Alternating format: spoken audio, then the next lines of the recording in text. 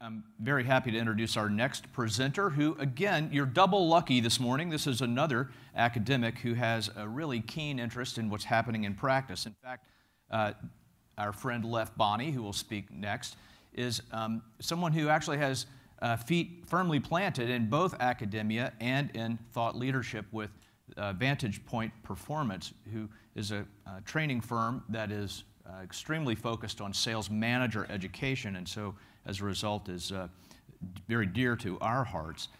But let me read Lev's official introduction, and I'll welcome him to the stage. Lev Bonney is Vice President of Research and Product Innovation at VantagePoint Performance and Associate Professor at Florida State University's College of Business, where he also serves as Director of Executive Programs and works within the FSU Sales Institute, which incidentally is one of the world's and certainly the nation's largest academic sales centers.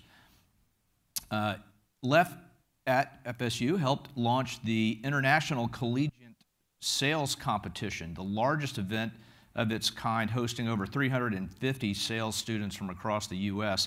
He also founded the Sales Educators Academy, an innovative program that helps professors integrate corporate sales training techniques into business school curricula.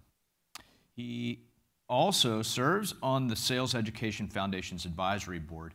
If you've not heard Lev speak, you're in for a treat.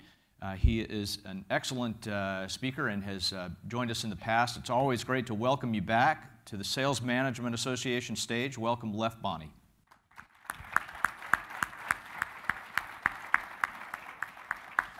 Thank We you, have sir. 2 waters for you here. Awesome, Yeah, thank you. Thanks. You're expecting me to say a lot. 2 waters up here. All right, hey, so good morning. It is fantastic to be with you today. And, you know, I come from, as Bob said, Florida State University. And so if you've seen anything in the news in the last week or so, you know we came from a little bit of a breezy, little rain came through there. So I'd like to start my talk today with just a quick service announcement, right? Because, you know, in today's age of fast news cycles, I was looking this morning, and on the front page of all major news websites, there was not a single mention of the damage done.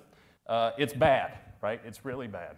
So if you can help, I would encourage you to go. The people of Mexico Beach and Marianna, Florida, and Blountstown, Florida, those are very small rural communities that have been literally wiped out. And so if you can do anything, help us out. They're good folks. I'll vouch for them, okay? So with that said, let's get to the purpose of our talk. If you want to annoy your family, let me give you a piece of advice. Go get a PhD, because it allows you to utter a phrase that will drive them crazy. And the phrase is, because I'm a doctor, right? It works everywhere in your family life. So my wife and I like to do remodeling projects, and a couple of weeks ago we were putting hardwood floors into a new home, an existing home, and we were arguing over the best way to get around a certain doorway, and after I explained my ideas, she said, "That's the dumbest thing I've ever heard of. Why do you think that's going to work?" And I said, "Because I'm a doctor," right? This works everywhere, right? My daughter was recently working on some algebra homework, and she was struggling. And she went in to my wife and said, "Mom, can you help me with this algebra homework?" And I heard this, right? So I walk in and I said, "Why didn't you ask me?" You know, I mean, I'm a PhD. I've worked with statistics all the time. I certainly can help you with this math because I'm a doctor. And of course, my witty daughter looked back at me and she goes, "I really didn't want to learn that much about it," right? So she's catching on. She's catching on how to deal with this, right? But the best place of using "I'm a doctor" is in medical issues, right? So anyone's ever sick around my house, I'm going to WebMD to come up with the diagnosis and then go right to their room, tell them what's wrong with them because I'm a doctor, right? And so what I'd like for you to do is just indulge me a little bit today is I pretend to be a doctor as I talk about what I think is an illness that is permeating through sales organizations. So as a professor at FSU and a consultant with VantagePoint, we get clients in our waiting room all the time who come in with this, "We don't feel so well." And when we say, "Tell us a little bit why you don't feel so well," what they say is, "Well, fewer and fewer of our sellers are making their numbers," right? And even in the places where some of them say, yeah, you know, I guess my sellers are doing okay, what we're seeing is that budgets for sales organizations are shrinking faster than any other group with inside businesses. Okay? Marketing's getting the dollars, logistics groups are getting dollars, manufacturing is getting dollars. Salespeople are either flat or going down in terms of the organization getting allocated budgets. Right? And so this illness of we're not doing as well as we'd like is permeating through lots of sales organizations. And so obviously we need to figure out why. So as a doctor, you know, one of the things we like to do is look at different kinds of symptoms, right? What are some of the symptoms that are actually happening here that cause us to say we don't feel so well? There's customer symptoms. So one of the issues that I think is still a big issue for us is that customers still tell us repeatedly in our research projects that sales processes are not aligned with how they make decisions, okay? And so the two numbers I want you to remember is 60% of customers say that salespeople don't understand where they are in the buying process. That's a pretty sobering number that customers are saying at 60% of the time. And the other number, 57%, is when we ask them, do you ever see salespeople actually adjusting their sales strategies to your buying process? 57% of the customers said no.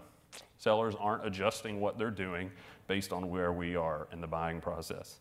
It's not just a strategic issue. There's also the face-to-face aspect of selling that shows up in terms of customer symptoms.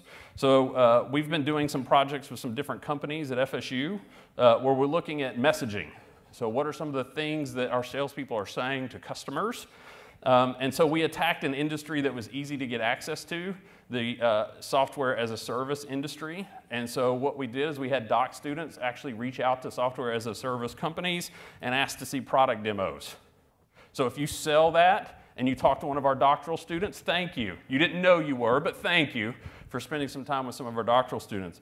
And what we had the doctoral students do is, as they were listening to these hour-long demos, is just simply chart the kinds of messages you're hearing from the salespeople as they walk people through those software packages. And then what they did is the doctoral students came back and coded what they heard. And they coded on a simple 2x2. Did everyone say that message? Or was it unique to that company we were speaking to? And then was it important to them? So we kind of defined what our situation was and what we thought was important. Was it important to us or was it not important to us? And what you see by the different colored dots are just meant to represent the different companies we spoke to as we were trying to do this. And what we found was 80% of the messages that people were using in the sales demos fell on the side of the line that says everyone says it, right? Now, of that 80%, half of that, so 40%, fell into the everyone says it and it was important to the customer, but that means another 40% fell into the everyone says it and it's not important to the customer. But when we start thinking about hour-long conversations, here's the real sobering thing. Only 10% or 6 minutes of a 1-hour sales meeting was devoted to something that was both unique to that company and important to the customer, right? 6 minutes out of an hour was something that really drove the message home to the customer that we have something unique and you should care about it. So those are the customer symptoms. We still see sales rep symptoms in this why I don't feel so well, right? We still see sales staff turnover very high in lots of industries, approaching 40% in the first couple of years in some of the industries we work with. So that's no mystery that people who leave us cause us to have pain and feel bad. But there's also even that when people stay, right? So when they stay, can I move them up? Can I get them out of that average category and up? And so another study that we continuously do at FSU is a benchmarking study. So we send a survey to 800 sales leaders, and we ask them the same question year over year over year, looking for changes. I know you can't read this, but the question was, which of the following are your key focus areas in 2018? The choices were, number 1, leverage CRM. Number 2, better comp plans. Number 3, optimize territories. Number 4, make better hiring decisions. 5, reduce sales turnover. 6, improve new rep ramp up. And 7, replicate high-performing salespeople. 31% of the people in our survey said that's their number 1 priority in 2018 is replicating high-performing salespeople. So even when we have the average people staying around, we got to figure out how to get them to move up if we want to avoid the I don't feel so well disease. We also have corporate symptoms, right? So, I'm sure this is the case in some of your organizations, right? Can our salespeople even spell CRM? I'm still amazed at CRM companies because I've never seen a product have such bad press in terms of return on investment, and yet sales of the product go up year after year after year, right? Right? It's amazing, right? These guys are great sellers. And when we look back at that same study that I was telling you about in 2018, number 2 on the list, coming in at about 18%, was they still want to try to leverage their CRM and analytical spend in their organizations, right? And another corporate symptom that we have is, why do we keep investing in the shiny objects? Right? There's lots of shiny object initiatives. We've all seen them in our organizations. I think the one that seems the most rampant lately is this idea of we need to build a standardized sales methodology. So we've continued to ask people, how's that going? Right? And so the simple question was, how would you rate the effectiveness of the adoption of a standardized methodology? The simple answer is right as bad. Right? Because basically they're saying either slightly below our expectations or significantly below our expectations for what people were going to get out of this, right? 61% of the respondents said it hasn't lived up to expectations, okay? And then the final symptom is sales training really effective. I mean, as a training company with VantagePoint, we see this question all the time, and we see what I call the downward spiral of training. Because what happens is a senior leader says, you know, I don't think our sales training is all that effective, so I'm going to cut the budget by 10%. And so you lead trainers out there have to work with less. You get less days and less time with your students, right? You have to do more with less. And then what happens is the senior leader brings you into the office at the end of the year and says, how'd our sales training go? And you show them the results and they say, doesn't sound like it went very well. I'm going to cut it by another 10%. And bring you in the next year and ask you how it went, right? And so they're giving you fewer and fewer resources to spend on training, yet expecting better and better results every year. So, those are the symptoms. So, quick show of hands. How many people would say, even if things are going pretty well in your company in terms of the top line, you would agree you still have one or more of these symptoms that exist in your organization? Okay? Good. So, we can keep talking. No need to stop. Right? So, we at FSU and through VantagePoint have done a lot of studying of this over the last few years, and we think we found a new disease. We think we know that there are often a lot of these symptoms that are actually, even though they seem unrelated, are actually tied together. And we think these symptoms are part of a disease that we call one-size-fits-all-itis, right? One-size-fits-all-itis. And I'll get to what I mean about that in a second, right? Because what we're really looking at here is an example of where we're trying to put efficiency over effectiveness. We're trying to do as much as we can with as little as we can. And so to do that means we have to try to just do it one way. Because if we do one way, that's efficient. We train one methodology, that's efficient. If we tell people to coach one way, that's efficient, because I can train them on that, I can get them up to speed really quickly. Unfortunately, because of the I don't feel so well symptoms, it's not effective, right? And so when we've tried to study, like, how do we get past this? How do we cure the one-size-fits-all disease? We had to look outside sales, because this has been going on for years. And we haven't found people who've really been able to lick it. And so we said, we got to figure out who else knows how to do this. So we looked at sports teams. We've looked at medical teams who have all tried to come up with very agile ways to go about their business. But one of the interesting sort of parallels we found was in the military. So when you think about the military, they've kind of gone from old way to new way pretty recently. Right? And what I mean by the old way is the old way of fighting was to get as many resources as you could, as many men, as many resources, as many tanks, as everything we could, get them in a line and go into the enemy's territory. Right? And this was actually called attrition warfare. And the reason we called it attrition warfare is because the name of the game was to lose less than the other guy. Think about that. That's a terrible way to do anything, but the idea was to lose less than the other guy. And if we could do that, we'd win wars. Okay?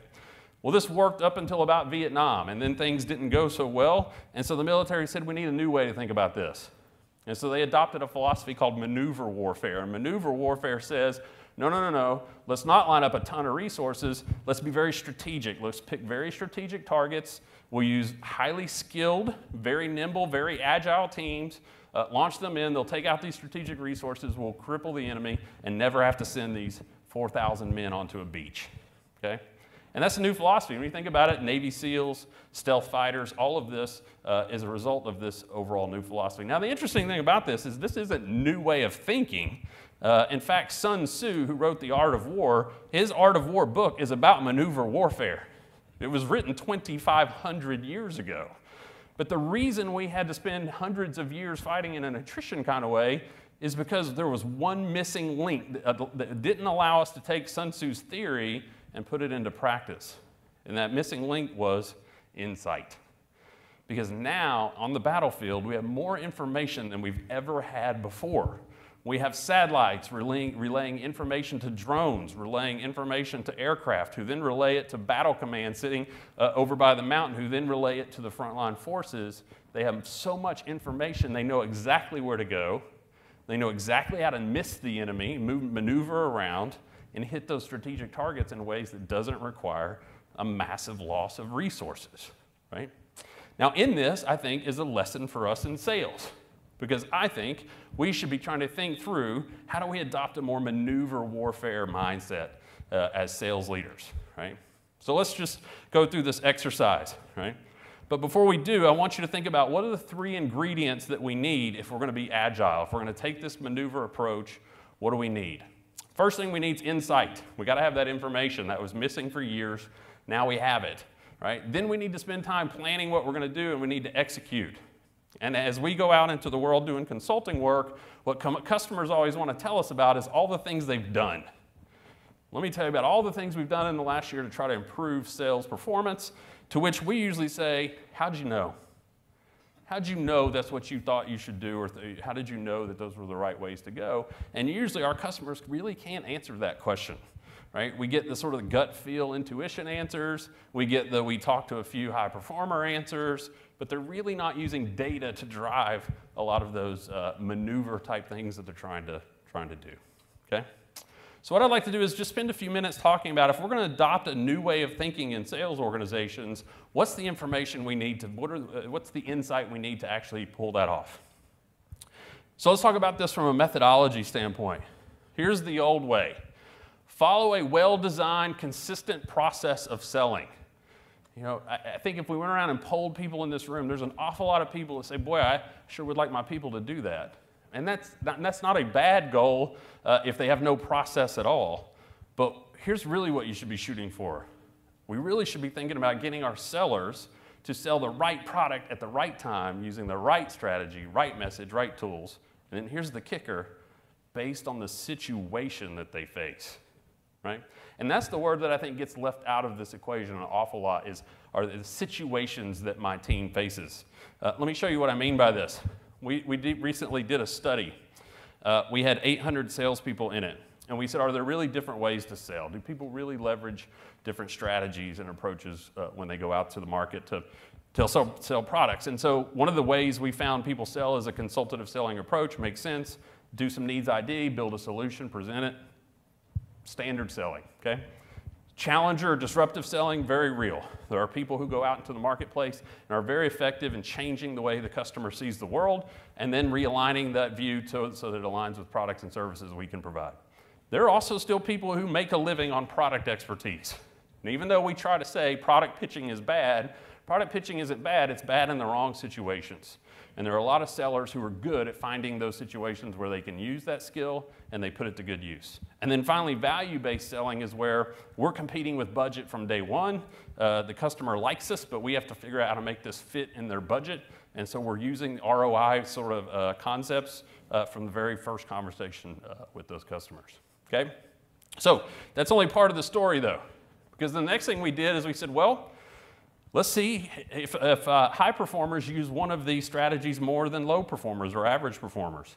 And so we went to 1,500 salespeople, we went to 3 different industries, but what we did is we gave them a little case. So every participant in the study, we gave them a case study that said, here's a situation that you're in based on some customers you're working with. Now tell us what you would do, right? So we gave that to people, and then they told us what they do.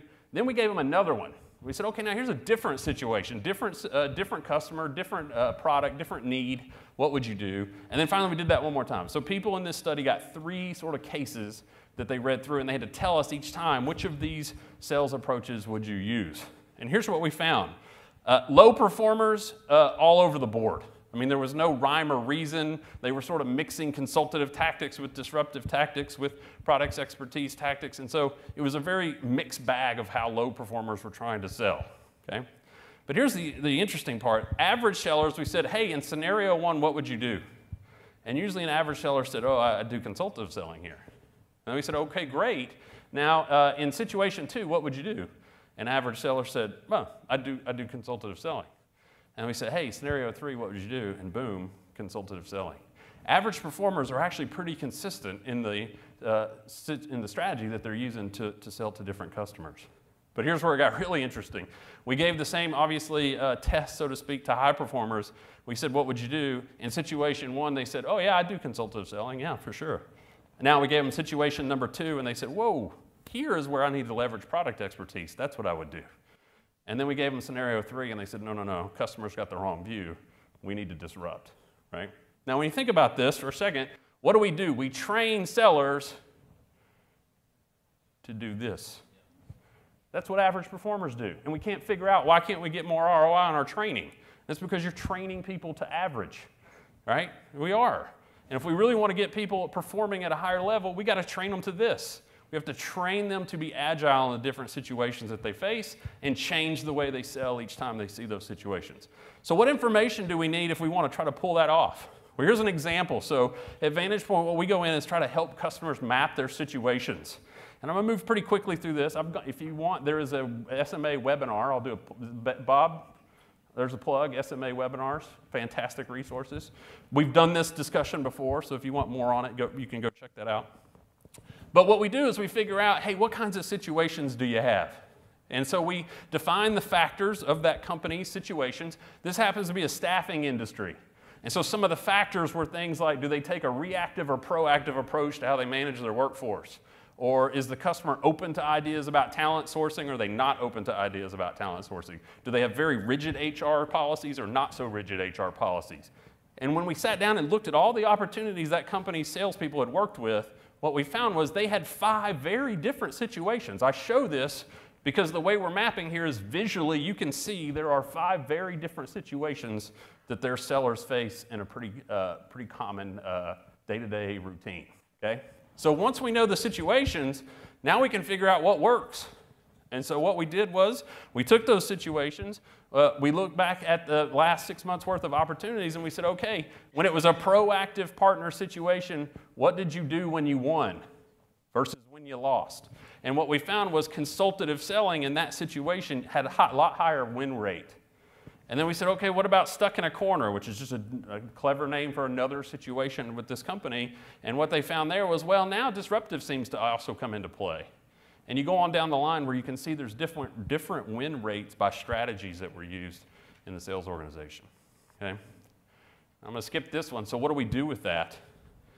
We build strategy guides. So anyone here who's got playbooks around sales methodology, you shouldn't have one. You should have one for each common situation. And so with this company, they went through and they built playbooks that align to the different situations that their teams face, okay? Next up, new way of thinking about CRM. Here's the old way. Ask salespeople to report on what happened in the past so senior leadership can make long-term adjustments, right? When you think about it, that's what's happening. Give us a bunch of data. Corporate will take it. We'll look at it, see if we can figure out maybe we need to make some changes down the road, right? But the agility off today's CRM data is not there, okay? What we really need to think about is how do I ask salespeople to report on what's going on right now so that I can provide them guidance on what's about to happen and then what they should do about it. So let's keep using our staffing company example. After we help them map their situations and the strategies that work best, we built an overlay on top of their Salesforce.com instance so that when their salespeople were in the pursue stage, this little button popped up that says, do you want to use the situation ID tool? And their salespeople said, yeah, I sure do. And it asked them 7 questions about the opportunity. And after they answered those 7 questions, it kicked back and said, whoa, it sounds like you're dealing with a proactive partner situation. And the system knew, here are the steps to be successful in proactive partner. It's a consulting selling strategy is your best one, but as you go into the engage phase with the customer, we want you to do this needs discovery thing. And it had a little checklist for how to be effective as a needs discovery person, okay? But if the situation ID tool came back and said, no, no, no, it's a reactive situation, this customer is highly reactive, disruptive selling is the best way to go, and then in each stage of the CRM, it gave a different set of guidelines that they should actually use to be successful, right? So an agile CRM system. We also need a new way of thinking about training, right?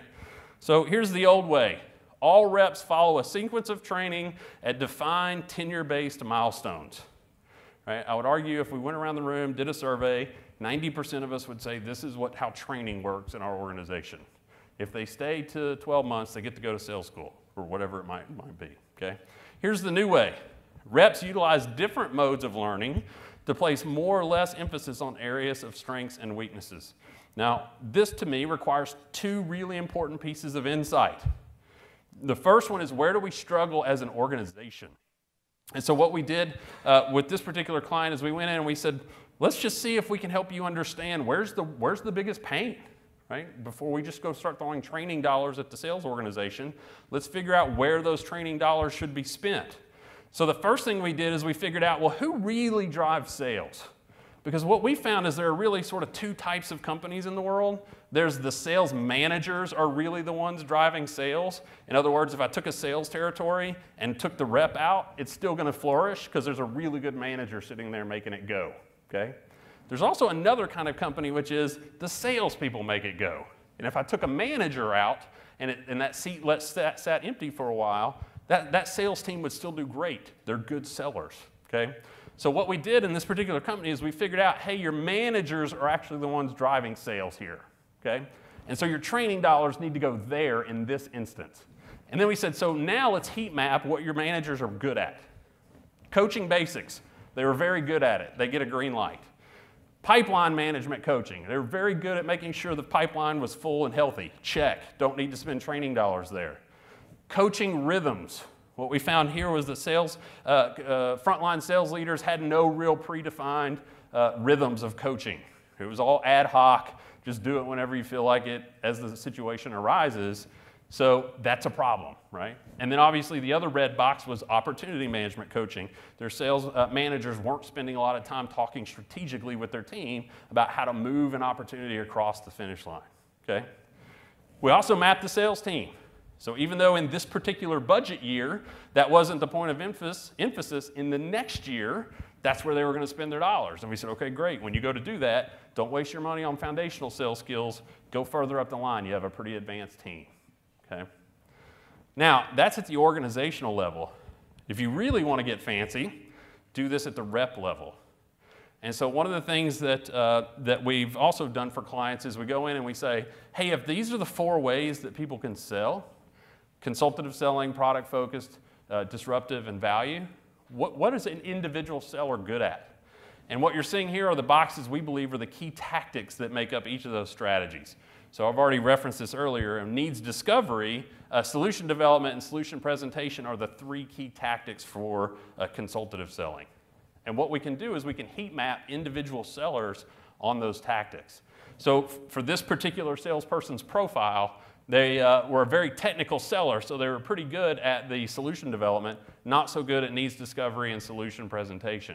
And because they were a really technical seller, they were great at product-focused selling. They're really good at establishing their credibility, educating on the product, but they fell really short when it came time to differentiate why their product was better than a competitor's, okay? So now I can actually build a structured plan for an individual that says, let's put together a set of LMS courses and a set of live training courses that help with these different skill sets. And when we have a seller's profile that looks like this, don't make them go through every training course. Point them to the ones that will help them where they have the biggest weaknesses, okay? We also need to think about a new way of hiring. The one-size-fits-all IDIS has attacked our hiring practices. And here's what we typically do. Reps are hired based on a profile of success. If the candidate is a match, then hire them, right? And apologies to any sales profiling companies that may be in the room, but that's the biggest myth I've ever heard, right? And what I mean by that is, are you telling me there's only one profile of success in your organization? That's crazy. We know that introverts and extroverts can both be successful salespeople. We know that charismatic and technical people can both be two different kinds of salespeople. Okay? So they all have multiple paths to success. What we need to understand is, if I'm a technical seller, then what are the things that will keep me from being successful and what are the things that won't? Or if I'm a relational seller, what are some things that will keep me from being successful and what are some things that won't? And we need in our hiring process to not just put them in a profile, but then go a little deeper to figure out, do they have the characteristics that will make that profile successful or unsuccessful? So let me show you what I mean. If we were to think about a maturity curve of hiring, here's what I think most companies achieve pretty easily. And that's this sort of level 1, which says, let's put together a basic behavioral interviewing program. We'll map some competencies of what great salespeople do, and we'll teach our managers how to ask a few questions to uncover that in the interview process. Level 2, though, says, wait a second, let's actually try to account for the profile of the person we're talking to, then go deeper on the questions that we need to ask to see, do they have the right things for that profile to be successful?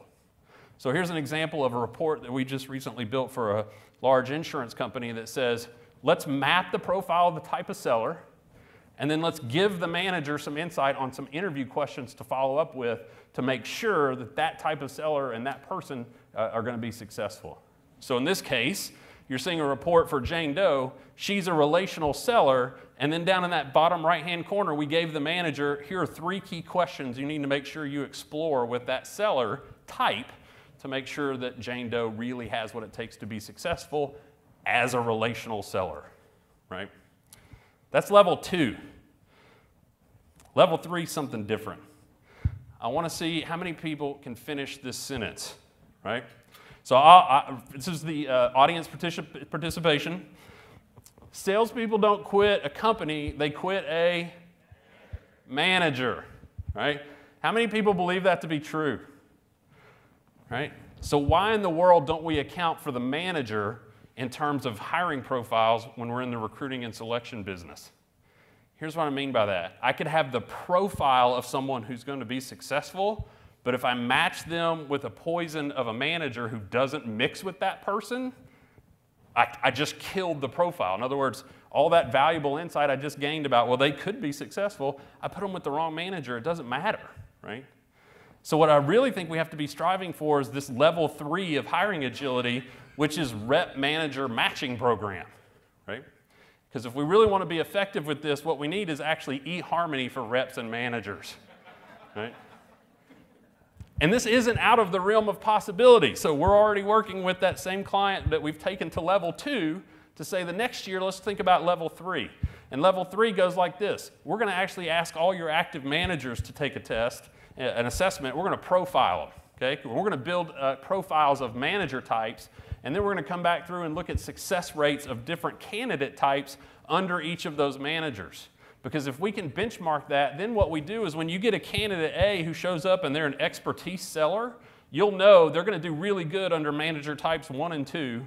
They'll fail under manager type 3, succeed under 4, and fail under 5, okay? So now we can actually start to account for the manager who's going to lead these people versus just, are they the right profile for success in our company, okay? When we've done this with other clients, we've seen the explanatory power, as we call it. In other words, when we're using a tool to predict and we say, oh, we get it right 30% of the time, this usually jumps up by another 20% when we add the manager aspect on. In other words, if we get it right 30% of the time in terms of who's going to be good or bad in our company, we can move it to 50 when we account for managers, okay? So this level 3 is really important, right? And then the last thing is, and I'm running out of time, is the idea that we have to think about a new way of coaching, okay? Because I think this idea of agility at the seller level is sort of the next generation is to spill that over into the manager level. And so the old way is managers need to follow a consistent process and consistent rhythm of coaching. What we really need is managers to be agile in their approach to coaching, use the right coaching for the situation that's presented to them. But when you think about that, what does that take from an insight standpoint? The answer is everything I've just shown you. Because think of the power of a coach. If I know what kind of seller is this, what kinds of situation are they facing, What training have they been through so far? Now I can sit down and help that person succeed in that situation, okay? Because if it's a new rep who has a skill set that doesn't fit that situation, then my coaching approach as a manager is probably going to need to be very directive. I need to tell them what to do. And normally in coaching we say that's bad. It's not bad in a situation when this person has no clue what to do, okay? We need to tell them. But then we look, oh, there's a different situation. You have the right seller tackling the right situation. Your coaching strategy should be collaborative. Work with them to actually come up with their own ideas, their own plan, and you're just a sounding board to help them go execute, okay? So, if we leave here today with one thing, and I think you're going to hear lots of presentations about execution, and that's not bad, right? I don't mean that to disparage any other presentations here, but usually as I travel around to this conference, and this is conference season, as you guys know, we're seeing lots of discussions around how to execute better. And what I'd like to see us have is more conversations about what's the information that we need. What is the insight that we need to go be successful if we truly want to move our sellers to be able to sell the right product at the right time, right strategy, right tools, okay? We need insights, right? And so we have to change the way we're thinking about the information available to us because guessing at this doesn't work. We've tried it for 100 years, it doesn't work. But the good news is there are ways, methods, technologies that will allow us to gain this insight, just like the military has new ways to gain battlefield information. There are new insight tools available to us that will allow us to be able to go out there and equip our frontline people to make better decisions so we don't follow the attrition method of let's just throw a bunch of people out there. We're going to lose a lot, but hopefully we'll win a few times, and that's enough to hit our numbers, right? Because that has never cured one-size-fits-all-itis, right? So I have 5 minutes remaining. Questions of any kind? We've covered a lot today, but any questions? No one? Oh, yes, ma'am.